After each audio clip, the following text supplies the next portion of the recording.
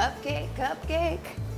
I love a cupcake. Everybody loves cupcakes these days, right? Everybody wants a cupcake. Well, maybe cupcakes are over and pies are in, but cupcake is a solid dessert and a fantastic thing to take on a picnic. I need 3/4 of a cup of flour. Here's the time when you want to measure properly. So scoop, put it into your measuring cup, and then level off with the back of a knife. It'll be the most similar every single time if you do it that way. And then 3/4 of a cup of cocoa powder. That's what's gonna make this a really chocolatey, delicious cupcake.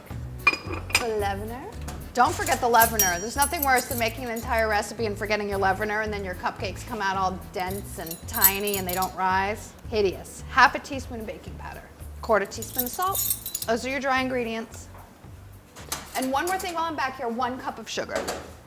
Here we go. Here's our dry ingredients. Just whisk your dry ingredients together. Get out any lumps that might be there. All right, just set that aside for a sec.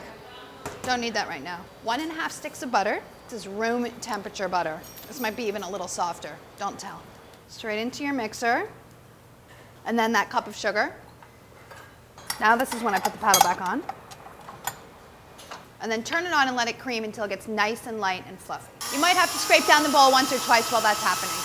Once it's nice and light and fluffy, then you add your eggs. 3 eggs, 1 at a time.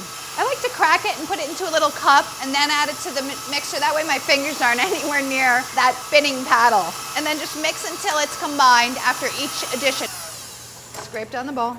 It's pretty helpful if all your ingredients are the same temperature. So if your eggs are room temperature, your butter's room temperature. If you add cold eggs to room temperature butter, it has a tendency to separate a little bit. It's actually not that big of a deal, but it doesn't look so great while you're cooking.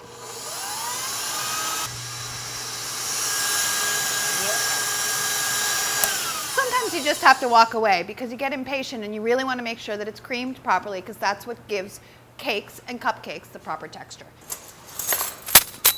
1 teaspoon of vanilla. Mix. All right, while I'm here, I'm going to measure my sour cream. I need 1/2 cup.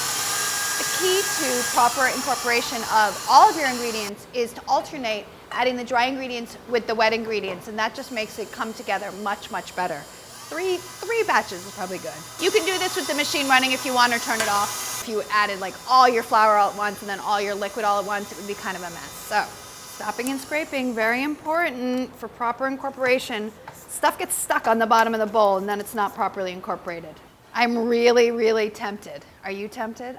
I have my last dry ingredients. Those are going in. All right, I'm just gonna do it. I don't care. When I was young, we got to do this all the time, and now we're not allowed to because of eggs. Not fair. I don't let my kids do this. I'm taking my life into my own hands. I'm just doing it. Scrape off the paddle really well. Make sure that you get everything off of there. And then if you dare, you can hand this off to one of your kids or save it for yourself if you want to lick the raw batter off. Then just give one more stir to this. Well, 1 or 2. You want to make sure that everything is really combined, and sometimes stuff sticks on the side of the bowl. Now we have our cupcake pan and some liners. Just line them, whatever kind you want. These aren't fancy, they're just white. Regular standard muffin tins, I think is what these are called. A scoop.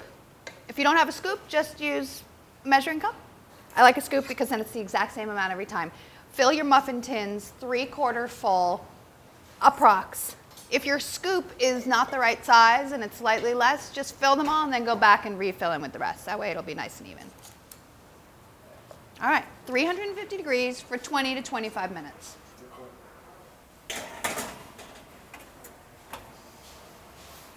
All right, they're done. Well, I'm going to check to make sure they're done. This is how I check to make sure they're done. They should bounce back when you touch them. Spring, spring, spring. See? They're done. Okay, and then just let them cool. This will take kind of a while. I'm going to clean up, I'm going to get ready, I'm going to make my frosting, and then they'll be done, I promise. I'll take them over with me. Why not? I have a clean bowl here. This is a really easy frosting. Just add the 1½ sticks of butter. Really soft is good. I have that 1/2 stick left from before, and then 1 more stick. An entire box of confectioner's sugar. I know that sounds like a lot, but you're going to see that it's really not as much as it seems like, because it melts down to almost nothing. It's kind of crazy the way that happens.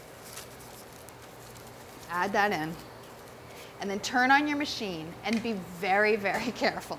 This is when you're gonna be covered in another pile of white, sticky dust. So start on very, very low.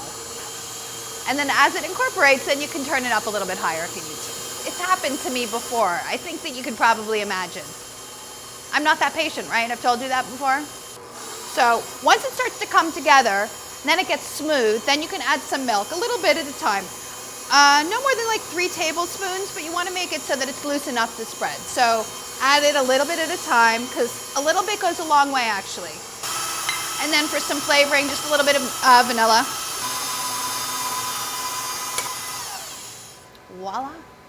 All right, so take this off the mixer, stir it around, just check one more time. Is it the right consistency? Is it spreadable and delightful? I think I need a tiny bit more milk in this.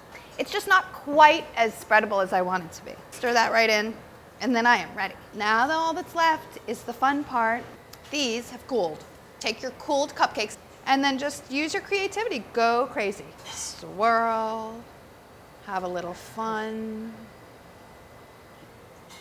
You can put sprinkles on them if you want. Get creative with your sprinkles. Might want to hide these from your kids or yourself or your spouse. Who's the cupcake fanatic in your house? Or serious chocolate sprinkles? You can dye this frosting different colors if you want. I just like the classic chocolate with vanilla.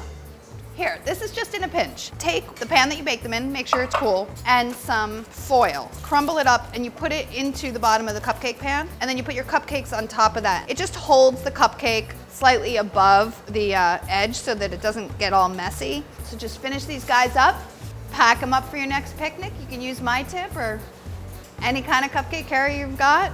Everybody is sure to be swarming around the dessert table when they see these on there. Wait, will this work? Cupcake eyes. The world smells so good.